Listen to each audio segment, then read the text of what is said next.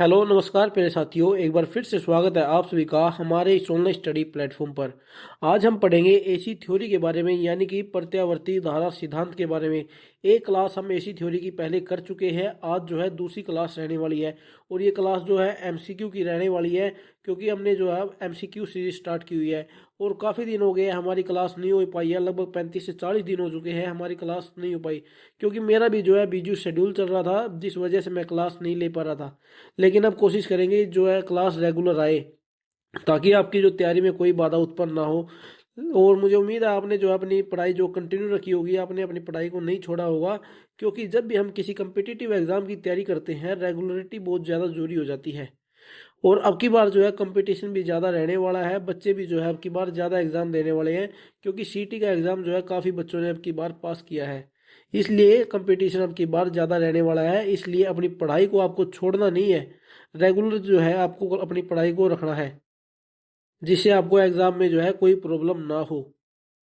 और अब कुछ ही दिनों में जो है एचएसएससी जो है नोटिफिकेशन निकालने वाली है एएलएमएससी की भर्ती का। ज़्यादा दिन नहीं लगाएंगे, लेकिन अब क्या है जल्दी ही नोटिफिकेशन आने वाला है एचएसएससी के द्वारा। तो चलिए जब दोस्तों ज़्यादा टाइम नहीं खराब करते हैं, आज की क्लास को स्टार्ट करते हैं। आज की क्लास का सबसे पहला सवाल क्या रहने वाला है, प्रतिरोध का व्युत्क्रम क्या है। बिल्कुल आसान सवाल से आज शुरुआत करेंगे। प्रतिरोध का व्युत्क्रम पूछा है। जिस तरीके से विद्युत धारा के मार्ग में बाधा उत्पन्न करता है प्रतिरोध, उसी तरह जो सुगमता प्रदान करता है विद्युत धारा के मार्ग में, वो कौन सा होता है, वो होता है कंडक्टेंस। इन्होंने प्रतिरोध का व्युत्क्रम पूछा है। प्रतिरोध क्या कार्य करता है, विद्युत धारा के मार्ग में बाधा उत्पन्न करता है। और कंडक्टेंस क्या करता है, विद्युत धारा के मार्ग में सुगमता प्रदान करता है। तो ऑप्शन नंबर सी जो है करेक्ट हो जाएगा इस सवाल का। हेनरी क्या होता है, हेनरी प्रेरक की इकाई होती है। कुलाम जो है आवेश होता है। और इम्पीडेंस की इकाई क्या होती है, ओम होती है। प्रतिरोध की इकाई भी ओम ही होती है। फैराड किसकी इकाई होती है, ये होती है कैपेसिटेंस की। अगला सवाल है, एक परिपथ में यदि रिएक्टेंस का मान शून्य है तब शक्ति गुणांक का मान क्या होगा। इन्होंने किसका मान बताया, अब की बार सुनिए, रिएक्टेंस का मान। और शक्ति गुणांक के बारे में पूछा है। पावर फैक्टर क्या होता है, सबसे पहले तो ये देखिए, पावर फैक्टर होता है R/Z। और यहाँ पर Z का मान क्या होता है, Z का मान होता है √R² प्लस x का स्क्वेयर। एक्सएल मान सकते हैं या फिर XC का स्क्वेयर मान सकते हैं। अब इन्होंने x का मान क्या कर दिया, यहाँ पर 0 कर दिया, तो z का मान क्या बच जाएगा, z का मान बच जाएगा R², स्क्वेयर से कटेगा रूट, तो z का मान क्या आ गया, r आ गया। अब इस z की जगह हम r रख सकते हैं, तो R/R होगा। तो जब हम इसे काटेंगे तो पावर फैक्टर कितना बढ़ जाएगा, 1 बढ़ जाएगा, यानी कि यूनिटी बढ़ जाएगा। तो ऑप्शन नंबर बी करेक्ट हो जाएगा इस सवाल का जवाब। चलिए अगले सवाल पर चलते हैं। अगला सवाल क्या कहता है, चालकत्व किसके सदृश्य होती है। यानी कि जिस प्रकार से एक विद्युत सर्किट के अंदर चालकत्व होता है, उसी प्रकार से एक चुंबकीय सर्किट के अंदर क्या होता है, उस चुंबकीय सर्किट के अंदर होता है पारगम्यता। ऑप्शन नंबर सी जो है इस सवाल का करेक्ट हो जाएगा। जिस प्रकार से चालकत्व जो है एक विद्युतीय परिपथ में करंट को सुगमता प्रदान करता है ना, उसी प्रकार से एक चुंबकीय परिपथ में फ्लक्स को पारगम्यता सुगमता प्रदान करता है। और प्रतिष्ठम क्या होता है, प्रतिष्ठम यानी कि रिलक्टेंस। जिस प्रकार से एक विद्युतीय परिपथ में रेजिस्टेंस होता है ना, उसी प्रकार से एक चुंबकीय परिपथ में प्रतिष्ठम यानी कि रिलक्टेंस होता है। एमएमएफ होता है मैग्नेटोमोटिव फोर्स, जो कि फ्लक्स को धक्का लगाने का कार्य करता है, एक सर्किट के अंदर चलाने का कार्य करता है फ्लक्स को। और ये होता है ईएमएफ की तरह। जिस प्रकार एक विद्युतीय सर्किट के अंदर ईएमएफ होता है, उसी प्रकार से एक चुंबकीय परिपथ के अंदर एमएमएफ होता है मैग्नेटिक मोटिव फोर्स। अगला सवाल क्या है, शुद्ध प्रतिरोधी भार के वोल्टेज और धारा के मध्य का फेज कोण क्या होगा। किसकी बात करी इन्होंने, शुद्ध प्रतिरोधी की। और शुद्ध प्रतिरोधी यानी कि रजिस्टिव सर्किट के अंदर हमें पता है वोल्टेज और करंट के बीच में कोई डिफरेंस नहीं होता है। अगर करंट इस दिशा में दौड़ रहा है तो वोल्टेज भी जो है इसी दिशा में दौड़ेगा। दोनों के अंदर 0 डिग्री का अंतर होता है। ऑप्शन नंबर ए करेक्ट हो जाएगा। अगला सवाल है, शुद्ध प्रेरण में कुल व्यय की गई औसत शक्ति क्या होती है। किसकी बात करिए, शुद्ध प्रेरण की। शुद्ध प्रेरण में क्या होता है, P बराबर VI cos phi, इसका आप सभी को पता होगा। अब शुद्ध प्रेरण के अंदर करंट और वोल्टेज के अंदर कितना डिफरेंस होता है। अगर वोल्टेज यहाँ दौड़ रहा है, अगर करंट यहाँ दौड़ रहा है तो वोल्टेज जो है यहाँ दौड़ेगी। यानी कि 90 डिग्री आगे रहता है वोल्टेज शुद्ध प्रेरण की कंडीशन में। तो दोनों के अंदर कितना डिफरेंस है, 90 डिग्री का। तो यहाँ पर कोस फाइव की जगह हम कोस 90 रखेंगे तो कोस 90 का मान निकल कर आता है 0। तो जब हम वी आई से मल्टीप्लाई करेंगे 0 की तो पावर कितनी आएगी, पावर निकल कर आएगी 0। तो जब भी शुद्ध प्रेरण की बात करें या फिर शुद्ध कैपेसिटेंस सर्किट की बात करें तो उसमें कितनी औसत शक्ति होती है, 0। इतना जो है आप सभी को ध्यान रखना है। और मैंने जब थ्योरी क्लास पढ़ा रहा था ना मैं इस चैप्टर की, जब भी मैंने आपको बताया था कि एक शुद्ध प्रेरण की बात कर ले या फिर शुद्ध कैपेसिटर सर्किट की बात कर ले, उसके अंदर एवरेज पावर यानी कि औसत शक्ति कितनी होती है, 0 होती है। अगला सवाल है, प्रेरक बार यानी कि इंडक्टिव लोड जोड़े जाने पर शक्ति गुणांक कैसा हो जाता है। तो आप सभी को पता है वो पश्चगामी हो जाता है। ऑप्शन नंबर 1 करेक्ट हो जाएगा। अगर संधारित्र भार की बात करता है तो वो अग्रगामी होगा, लेकिन इन्होंने इस सवाल में बात करी है इंडक्टिव लोड की, तो पश्चगामी होगा। अगला सवाल है, एक डीसी सर्किट में इंडक्टिव रिएक्टेंस क्या होगा। इंडक्टिव रिएक्टेंस क्या होता है, एक्सएल होता है। एक्सएल का मान होता है 2πfl। और डीसी सर्किट में फ्रीक्वेंसी कितनी होती है, फ्रीक्वेंसी होती है 0। तो एक्सएल का मान कितना हो जाएगा, 0। तो इंडक्टिव रिएक्टेंस कितना हो जाएगा डीसी सर्किट के अंदर, 0 हो जाएगा। ऑप्शन नंबर डी करेक्ट हो जाएगा इस सवाल का। और अगर ये डीसी सर्किट में कैपेसिटिव रिएक्टेंस की पूछ ले आपसे तो क्या होगा, एक्स सी बराबर 1/2πfc होता है। अब यहाँ पर फ्रीक्वेंसी का मान 0 रखेंगे तो एक्स सी का मान कितना हो जाएगा, अनंत हो जाएगा, बहुत ही ज्यादा। अगला सवाल है, टूटा हुआ सर्किट डैश का होता है तो जोड़ों पर चिंगारी बनना या स्पूलिंग बढ़ जाता है। यानी कि वो कौन सा सर्किट है, अगर वो सर्किट टूट जाए तो वहां पर क्या है, चिंगारी बनना स्टार्ट हो जाती है। तो वो होता है इंडक्टिव सर्किट, क्योंकि वहां पर क्या होता है, करंट में परिवर्तन का विरोध करता है इंडक्टर। इंडक्टर क्या करता है, करंट में परिवर्तन का यानी कि विद्युत धारा में परिवर्तन का विरोध करता है। इस वजह से वहां पर चिंगारी उत्पन्न होती है। तो ऑप्शन नंबर बी करेक्ट हो जाएगा। इसको खत्म करने के लिए क्या करते हैं, लोड के पास जो है एक कैपेसिटर जोड़ देते हैं। हम क्या करते हैं, लोड के पास एक कैपेसिटर को जोड़ देते हैं चिंगारी को खत्म करने के लिए। चलिए अगला सवाल क्या है, एक विशुद्ध रूप से प्रतिरोधक सर्किट के लिए शक्ति वक्र शून्य है जब विद्युत शून्य होती है या फिर वोल्टेज शून्य है, विद्युत और वोल्टेज दोनों शून्य होती है या फिर इनमें से कोई नहीं।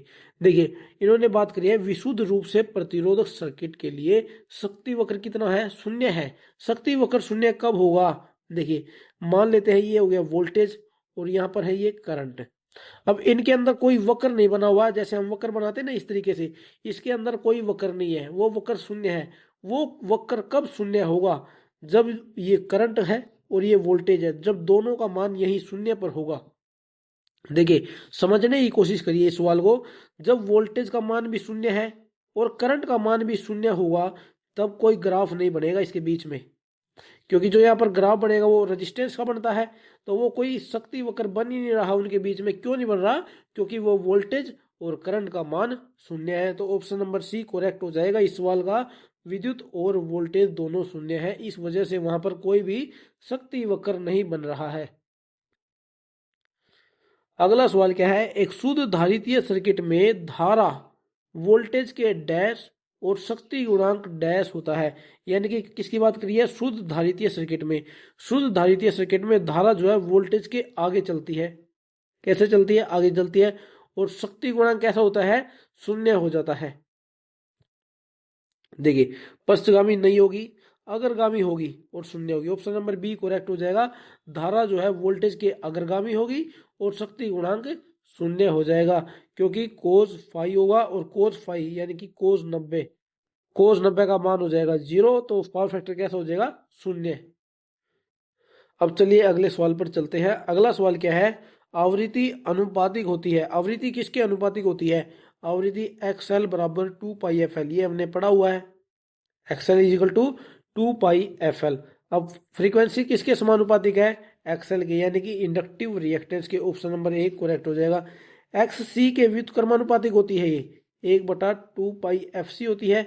ये जो कैपेसिटिव रिएक्टेंस होती है उसके साथ कैसे होती है, व्युत्क्रमानुपाती होती है फ्रीक्वेंसी। इसका आपको ध्यान रखना है। चलिए अगले सवाल पर चलते हैं। अगला सवाल है, संधारित्रीय भार जोड़े जाने पर शक्ति गुणांक डैश हो जाता है। ये सवाल शायद पहले भी आया हुआ था, लेकिन वहां पर इंडक्टिव सर्किट की बात करी थी। अब की बार इन्होंने कहा है संधारित्रीय भार जब हम जोड़ देंगे तो शक्ति गुणांक कैसा हो जाएगा, पावर फैक्टर कैसा हो जाएगा, अग्रगामी हो जाएगा। ऑप्शन नंबर डी करेक्ट हो जाएगा।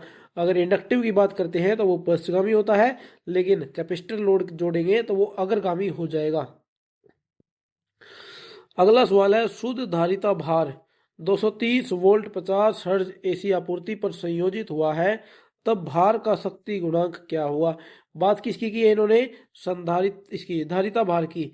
और जब भी ये बता देना सवाल में धारिता की बात कर रहा है या प्रेरक की बात कर रहा है या फिर रजिस्टिव सर्किट की बात कर रहा है, तो हमें आगे का ये नहीं देखना कि 230 वोल्ट दे रहा है, 250 वोल्ट दे रहा है या फिर 50 हर्ट्ज की जगह 100 हर्ट्ज दे रहा है। हमने केवल ये देखना है कि शुद्ध धारिता भार की बात कर दी और यहाँ पर इसने लिख दिया एसी आपूर्ति। तो हमें एक ही बात ध्यान करनी है कि उसका पावर फैक्टर शून्य होता है। शुद्ध धारिता में कितना होगा, शून्य होगा। शुद्ध प्रेरक में कितना होगा, शून्य होगा। और शुद्ध रजिस्टिव में कितना होगा, 1 होगा। ये दो बातों का आपको ध्यान रखना है। और ये देखना है कि सवाल में एसी की बात करी है या फिर डीसी की बात करी है। अगला सवाल है, पावर फैक्टर करेक्शन में प्रयुक्त कैपेसिटर की क्षमता को किस रूप में व्यक्त किया जाता है। जब भी हम कैपेसिटर का इस्तेमाल करते हैं पावर फैक्टर सुधारने के लिए, तब उसकी क्षमता को हम केवीएआर में दर्शाते हैं, यानी कि kilo volt ampere reactive, KVAR, kilo volt ampere reactive में। और जब हम पावर फैक्टर सुधारने के लिए कैपेसिटर का इस्तेमाल करते हैं तो उन्हें पैरेलल में लगाते हैं। इस बात का भी आपको ध्यान रखना है, पैरेलल में लगाते हैं, क्योंकि जब हम एक सिंगल फेज जो मोटर होती है उसके अंदर भी हम कैपेसिटर का इस्तेमाल करते हैं, लेकिन वहां पर क्या है, फेज को स्प्लिट करने के लिए हम इस्तेमाल करते हैं कैपेसिटर का, ना कि पावर फैक्टर को सुधारने के लिए। और वहां पर जब हम कैपेसिटर लगाते हैं वो सीरीज में लगाते हैं। हम सिंगल फेज मोटर के अंदर हम कैपेसिटर को सीरीज में लगाते हैं ताकि फेज को स्प्लिट किया जा सके। लेकिन जहां पर पावर फैक्टर सुधारने के लिए कैपेसिटर का इस्तेमाल करना होगा ना, वहां पर हम उन कैपेसिटर को पैरेलल में लगाएंगे। अगला सवाल है, यदि परिपथ में केवल एक प्रेरक और संधारित्र हो तो धारा वोल्टता के बीच क्या अंतर होगा। देखो, एक सर्किट है, उस सर्किट के अंदर केवल एक इंडक्टर है और एक कैपेसिटर है, यानी कि उस सर्किट के अंदर कोई रेजिस्टेंस नहीं है। तो उसके अंदर धारा और वोल्टेज के बीच में कितने डिग्री का अंतर बढ़ेगा, 90 डिग्री का अंतर बढ़ेगा। अब ऑप्शन में 90 डिग्री तो दिया नहीं हुआ, तो पाई का मान कितना होता है, एक पाई का मान होता है 180। तो 180 को जब हम 2 से भाग करेंगे तो कितना आएगा, 90। तो pi upon 2, option number C correct हो जाएगा, पाई अपॉन 2। अगला सवाल है, यदि किसी विद्युत परिपथ का शक्ति गुणांक और प्रतिबाधा मान पता हो तो प्रतिरोध मान यानी कि आर का पता करने के लिए कौन से फॉर्मूले का प्रयोग किया जाता है। बिल्कुल सिंपल सवाल है, cos phi is equal to R बटे जेड। इस बात का आप सभी को पता है। निकालना क्या इस सवाल में, आर निकालना है। आर निकालने के लिए क्या करना पड़ेगा, कोस फाई इंटू जेड करना पड़ेगा। सवाल सोल्व हो चुका है, ऑप्शन नंबर बी करेक्ट हो जाएगा, R is equal to Z cos phi. समझ आ गए होगा आपको ये सवाल। अगले सवाल पर चलते हैं। अगला सवाल क्या कहता है, इनमें से किस प्रकार के भार में शून्य पावर फैक्टर होता है। शून्य पावर फैक्टर किसके अंदर होता है, कैपेसिटिव सर्किट के अंदर भी होता है और इंडक्टिव सर्किट के अंदर भी होता है। इन दोनों के अंदर क्या होता है, शून्य पावर फैक्टर होता है। शुद्ध संधारित्र भार ठीक है, शुद्ध प्रेरित्र भार ये भी ठीक है। ए और बी दोनों, ऑप्शन नंबर सी करेक्ट हो जाएगा। शुद्ध संधारित्र भार और शुद्ध प्रेरित्र भार के अंदर शून्य पावर फैक्टर होता है। केवल प्रतिरोधी भार के अंदर क्या होता है, यूनिटी यानी कि इकाई पावर फैक्टर होता है। अगला सवाल है, विशुद्ध धारिता परिपथ में यदि आवृत्ति घटाकर मूल आवृत्ति की 1/4 कर दी जाए तो धारा कितनी होगी। एक चीज मैंने आपको पहले बताई थी जब मैं थ्योरी क्लास करा रहा था, फ्रीक्वेंसी जब भी हम आते हैं तो उसको करंट के समानुपाती मानते हैं। करंट जो है फ्रीक्वेंसी के समानुपाती होता है। अगर मूल आवृत्ति 1/4 हो गई तो धारा भी 1/4 हो जाएगी। देखिए ये किस प्रकार से होता है वो आपको बताता हूं। किसकी बात करी है इन्होंने, धारिता भार की। एक्स सी की बात करिए, एक्स सी होता है 1/2 पाई एफ सी। इतना आपको समझ आ गया। अब एक्स सी क्या होता है, एक्स होता है V/I। अब एक्स सी के जगह हम रखेंगे V/I equal to 1/2 pi F C. अब आप ये बताइए करंट जो है फ्रीक्वेंसी के समानुपाती है या नहीं है। आप कहेंगे बिल्कुल है, करंट जो है वोल्टेज के समानुपाती है। तो जितना बदलाव फ्रीक्वेंसी के अंदर आएगा उतना ही बदलाव जो है करंट के अंदर भी आएगा। तो यहां से अगर मूल आवृत्ति जो है 1/4 कर दी तो करंट का मान भी जो 1/4 हो जाएगा। उम्मीद आपको ये सवाल समझ आ गया होगा। अगले सवाल पर चलते हैं। अगला सवाल क्या कहता है, प्रेरक और संधारित्र किसमें अचानक परिवर्तन की अनुमति नहीं देते हैं। यानी कि जो प्रेरक है वो किसमें परिवर्तन का विरोध करता है और संधारित्र किसमें परिवर्तन का विरोध करता है। तो एक बात आपको ध्यान रखनी है, प्रेरक जो होता है वो धारा में परिवर्तन का विरोध करता है और संधारित्र जो है वोल्टेज में परिवर्तन का विरोध करती है। तो वोल्टेज और विद्युत धारा नहीं होगा, इन्होंने कर्म से लिखा है। यानी कि क्या प्रेरक वोल्टेज का विरोध करता है, नहीं, प्रेरक जो है करंट का विरोध करता है। तो ऑप्शन नंबर ए गलत है। ऑप्शन नंबर बी क्या कहता है, विद्युत धारा, ये बात ठीक है। और दूसरा भी विद्युत धारा नहीं, संधारित्र विद्युत धारा में नहीं वोल्टेज में परिवर्तन का विरोध करती है। वोल्टेज और वोल्टेज नहीं होगा, कर्म से विद्युत धारा और वोल्टेज। ऑप्शन नंबर डी जो है इस सवाल का करेक्ट हो जाएगा। विद्युत धारा में परिवर्तन का विरोध प्रेरक करता है और वोल्टेज में परिवर्तन का विरोध संधारित्र करता है। अगला सवाल कहता है, यदि सर्किट का प्रतिरोध और प्रतिबाधा 10 ओम प्रत्येक है तो इसका पावर फैक्टर क्या होगा। बिल्कुल सिंपल सवाल है, पावर फैक्टर R/Z होता है। Power factor equal to R का मान भी 10 है, Z का मान भी 10 है। 10 से 10 काटेंगे तो कितना बनेगा, पावर फैक्टर बन जाएगा 1, यानी कि unity. Option number D correct हो जाएगा। बिल्कुल ऐसे इस प्रकार के सवालों में हमें 10 सेकंड या 20 सेकंड से ज़्यादा का टाइम नहीं लगाना है। इन सवालों को बहुत ही जल्दी करते हुए चलना है। इस प्रकार के बहुत आसान सवाल है और जितनी ज़्यादा प्रैक्टिस करोगे ना आप, उतना ही जो है आपको करना आएगा इस सवालों, उतनी स्पीड आपकी बढ़ेगी। तो जितना हो सके उतनी ज़्यादा प्रैक्टिस करो। अगला सवाल है, RL श्रेणी परिपथ में शक्ति रेटिंग केवीए क्या होती है। केवीए की बात करिए यानी कि एपरेंट पावर की। एपरेंट पावर, 3 प्रकार की पावरों के बारे में आपको पता है। एक होती है एपरेंट पावर, एक होती है एक्टिव पावर और एक होती है रिएक्टिव पावर। अब बात करिए इन्होंने केवीए की यानी कि एपरेंट पावर की। देखिए सबसे पहले हम इसका ग्राफ बनाते हैं।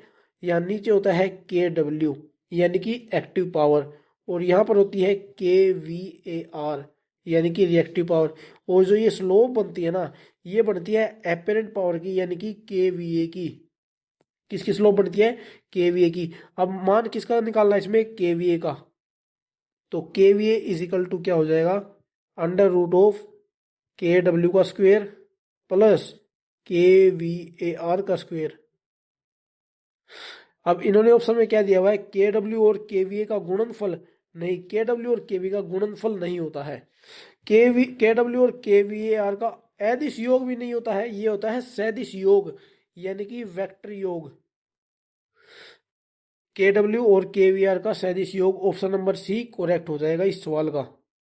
यानी कि ये किस प्रकार का योग होता है, इनके बीच में वेक्टर योग होता है। अदिश योग का मतलब ये है कि KW प्लस KVAR हमने डायरेक्ट कर दिया, तो इस तरीके से हम नहीं निकाल सकते इसको। तो KVA क्या होता है, किलो वोल्ट और किलो वोल्ट एम्पेयर रिएक्टिव का सदिश योग यानी कि वेक्टर योग होता है। अगला सवाल है, एक RL श्रेणी परिपथ का समय स्थिरांक क्या होगा। किसकी बात करिए, RL सर्किट की।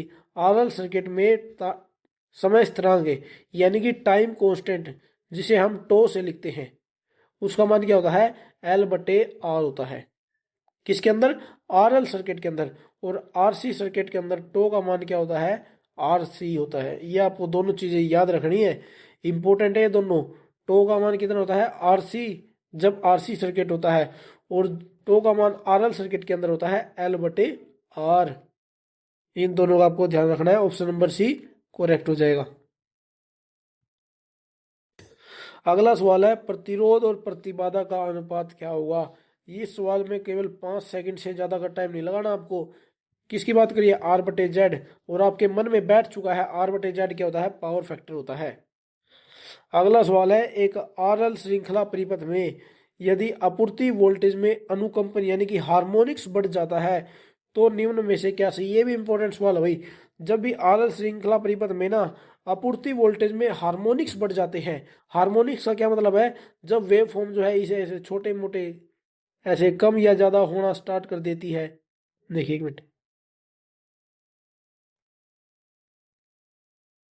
ऐसे कभी कम और कभी ज्यादा होने स्टार्ट हो जाती है, ये होती है हार्मोनिक्स। और ये कब बढ़ जाती है, जब परिपथ के अंदर धारा घट जाती है। ऑप्शन नंबर सी करेक्ट हो जाएगा इस सवाल का।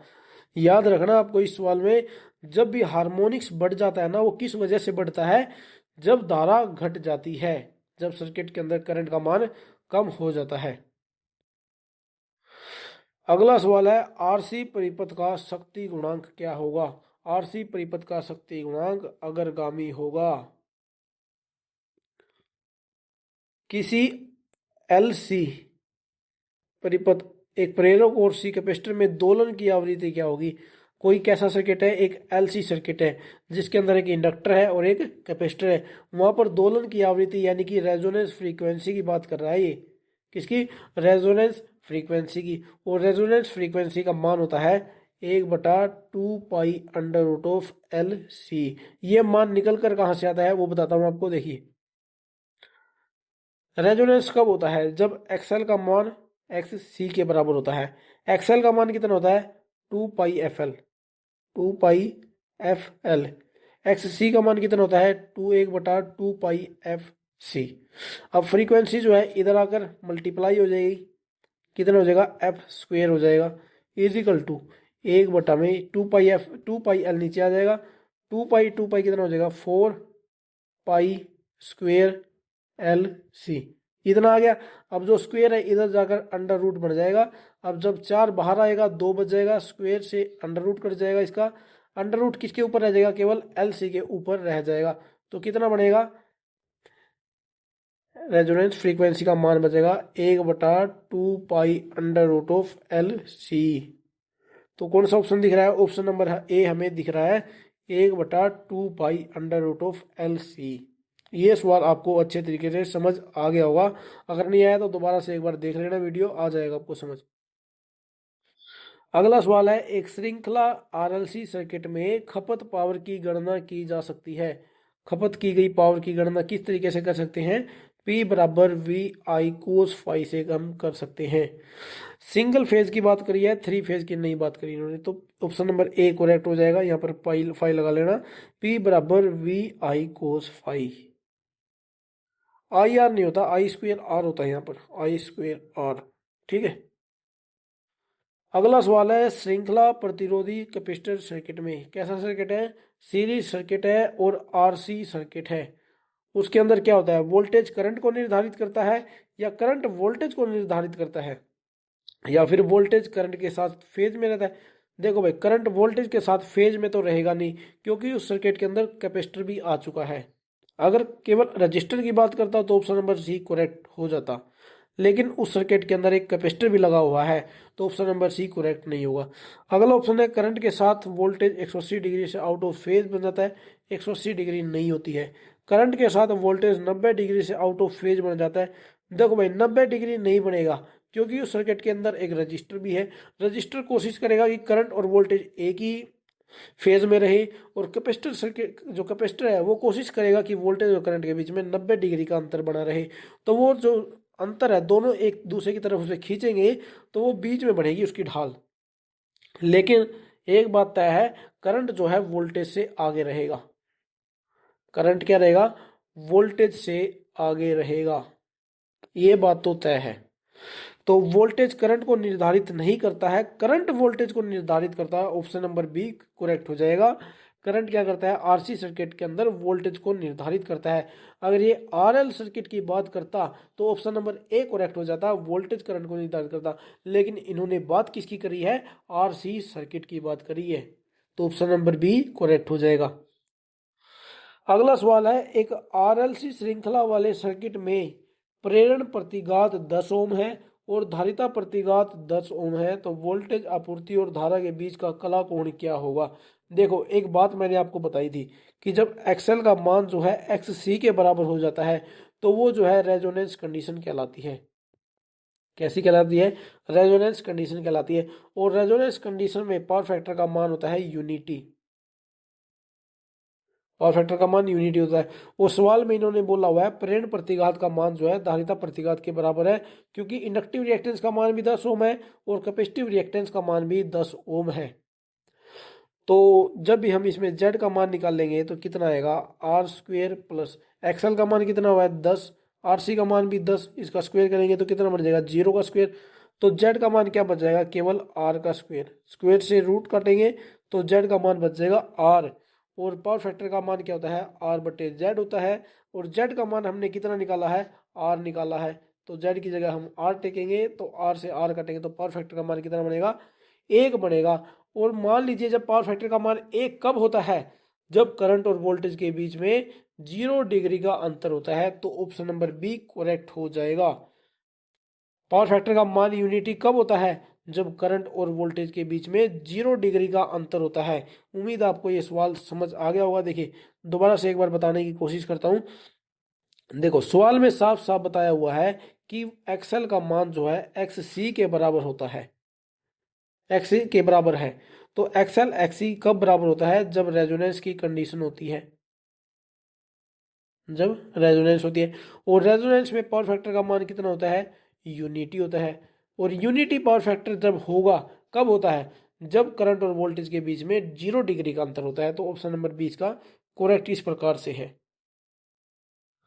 अगला सवाल क्या है, श्रेणी परिपथ में अनुनादी आवृत्ति के ऊपर की आवृत्ति क्या होती है, यानी कि रेजोनेंस कंडीशन कौन सी कंडीशन होती है, जब एक्स सी का मान एक्सएल के बराबर होता है। अभी आपको बताया था वो एक्सएल और एक्सी का जब मान जब बराबर हो जाए तो अनुनादी आवृत्ति कहलाती है, रेजोनेंस फ्रीक्वेंसी कहलाती है। रेजोनेंस फ्रीक्वेंसी में का मान कितना होता है, 1/2 pi under root of L C होता है। और रेजोनेंस की कंडीशन में पावर फैक्टर का मान यूनिटी होता है, यूनिटी होता है। एक दो चीज और आपको बतानी है अनुनादी आवृत्ति के बारे में, एक सवाल आ गए उसमें बताऊंगा आपको।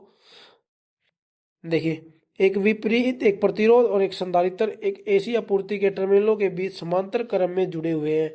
उस समय प्रतिरोध से प्रवाहित होने वाली धारा आपूर्ति धारा के डैश होगी। देखो बहुत इंपॉर्टेंट सवाल है और बहुत कंफ्यूजन वाला भी सवाल है ये। देखो इसमें बात करी है एक प्रतिरोध एक सर्किट के अंदर और एक संधारित्र है। मान लेते हैं ये हो गया आई आर, यहाँ पर कौन सा करंट बह रहा है, करंट रजिस्टिव करंट बह रहा है। और एक बात हमें पता है प्रतिरोध के अंदर वोल्टेज और करंट जो है एक ही फेज में रहती है। वी आर का मान और आई आर का मान बन गया यहाँ पर। और अब इन्होंने बात किसकी करी है, इन्होंने बात करी है समांतर सर्किट की। और समांतर सर्किट में हमें पता है वोल्टेज समान रहती है, तो वी आर का मान भी यहीं पर रहेगा, वी एस यानी कि सप्लाई वोल्टेज का मान भी यहीं पर रहेगा, और वी सी यानी कि कैपेसिटर के अंदर जाने वाली वोल्टेज का मान भी यहीं पर रहेगा। तो अब करंट का मान कहाँ पर बनेगा, करंट का मान बनेगा ऊपर की ओर, यहाँ पर जाएगी आई सी। इतना आपको समझ आ गया होगा। देखो कुछ भी नहीं किया मैंने अभी तक इस सवाल में। इसने बताया एक प्रतिरोध है, प्रतिरोध की मैंने ये लाइन खींच दी यहाँ पर। यहाँ पर क्या बताया, आई आर जा रहा है और करंट और वोल्टेज एक ही फेज में रहती है रजिस्टिव के अंदर, तो मैंने यहाँ पर बढ़ा दिया वी आर, एक ही फेज में बढ़ गया वोल्टेज और करंट। अब चूंकि इन्होंने बात करी है समांतर सर्किट की, समांतर सर्किट के अंदर वोल्टेज का मान समान रहता है, तो वी एस का मान भी यहीं पर बन गया और वी सी का मान भी यहाँ पर बन गया। वी एस क्या है, यहाँ पर सप्लाई वोल्टेज है, वी सी यहाँ पर कैपेसिटर के अंदर जाने वाली वोल्टेज है। ठीक है, इतना समझ आ गया। अगर वी सी का मान यहाँ पर बना है तो करंट का मान 90 डिग्री आगे बढ़ेगा, तो 90 डिग्री आगे मैंने यहाँ पर करंट का मान बना दिया। अब वी क्या बच गया, इसमें आई एस बच गया, यानी कि सप्लाई करंट कहाँ पर आएगा, सप्लाई करंट एक समांतर सर्किट के अंदर उनके बीच में बनेगा यहाँ पर। इसका मान कितना बन गया, आई एस बन गया, आई एस यानी कि सप्लाई करंट आ गया यहाँ पर। इतना आपको समझ आ गया होगा। अब इन्होंने हमसे क्या पूछा सवाल में, इन्होंने पूछा है उस समय प्रतिरोध से प्रवाहित होने वाली धारा और आपूर्ति धारा के बीच क्या अंतर होगा। तो जो रजिस्टिव करंट है, जो प्रतिरोध के अंदर प्रवाहित होने वाली धारा है वो पश्चगामी है। क्या है? वो पश्चगामी है। किससे? सप्लाई आपूर्ति धारा से। क्योंकि मैंने आपको बताया था हमें कैसे देखना होता है, एंटी क्लॉकवाइज देखना होता है। ये देखिए आई एस जो है आगे जा चुका है और उसके पीछे पीछे कौन आ रहा है? उसके पीछे पीछे आ रहा है आई आर, यानी कि पश्चगामी है। ऑप्शन नंबर डी करेक्ट हो जाएगा इस सवाल का। और काफी बच्चे जो है इस सवाल में अग्रगामी कर देते हैं। वो कैसे कर देते हैं अग्रगामी? देखो वो देखते हैं कि इसमें बात करिए संधारित्र की, और संधारित्र में कैसा पावर फैक्टर होता है? अग्रगामी होता है, करंट आगे चलती है। लेकिन यहाँ पर करंट कब आगे चलती है? जब वोल्टेज की बात करता है, करंट जो है वोल्टेज से आगे चलती है संधारित्र में। लेकिन इस सवाल में तो इन्होंने वोल्टेज का नाम ही नहीं लिया। इसमें क्या पूछा इन्होंने? प्रतिरोध के अंदर से प्रवाहित होने वाली धारा और आपूर्ति धारा, दोनों ही धाराओं के बारे में पूछा इसने। तो यहां पर कंफ्यूजन नहीं होना, एक बार आपको पहले सवाल में ये देखना उन्होंने बोला क्या हुआ है। अगर आप ये छोटी छोटी बातों पर ध्यान देना स्टार्ट कर दोगे ना तो आपके सवाल जो है गलत नहीं होंगे। एक बार फिर से बताता हूं, अगर कई बच्चे यहाँ पर सवाल में क्या करते हैं, वो देखते हैं कि यहाँ पर संधारित्र लिखा हुआ है। संधारित्र में क्या होता है? करंट जो है वोल्टेज से आगे चलती है, तो अग्रगामी ऑप्शन पर चूज कर देते हैं। लेकिन वो ये नहीं देखते कि सवाल में पूछा क्या हुआ है। सवाल में पूछा हुआ है प्रतिरोध के अंदर से जो प्रवाहित हो रही है धारा और सप्लाई जो वोल्टेज सोर्स है वहां से जो करंट आ रही है, वो उनके बीच का रिलेशन पूछा इन्होंने। तो वो मैंने आपको प्रूव करके बता दिया है कि जो सप्लाई करंट है वो आगे रहती है रेजिस्टिव करंट से। चलिए अगला सवाल क्या है? यदि आरएलसी परिपथ में कला कोण अग्रगामी हो तो निम्नलिखित विकल्पों में से कौन सा सत्य है? देखिए 3 कंडीशन होती है, या तो एक्सएल का मान एक्स सी से ज्यादा हो, या एक्स एल का मान एक्स सी से कम हो, या फिर एक्स एल का मान जो है एक्स सी के बराबर हो। ये कंडीशन हमने पढ़ लिया, ये होती है रेजोनेंस की कंडीशन। इस कंडीशन में तो जो है पावर फैक्टर यूनिटी होता है। लेकिन जब एक्सएल का मान एक्स सी से ज्यादा होता है तो वो सर्किट जो है एक लैगिंग सर्किट कहलाता है, वहां पर पावर फैक्टर लैग करता है। और जब एक्स सी का मान होता है ज्यादा, एक्स सी का मान ज्यादा होता है एक्सएल से, वो होता है लीडिंग सर्किट। सवाल में क्या बोला है? कला कोण अग्रगामी है यानी कि लीडिंग है, तो एक्स सी का मान ज्यादा हुआ। ऑप्शन नंबर ए करेक्ट हो जाएगा। एक्स सी का मान जो है एक्सएल से ज्यादा है। उम्मीद आपको ये सवाल भी समझ आ गया होगा। चलो भाई अगले सवाल पर चलते हैं। अगला सवाल क्या है?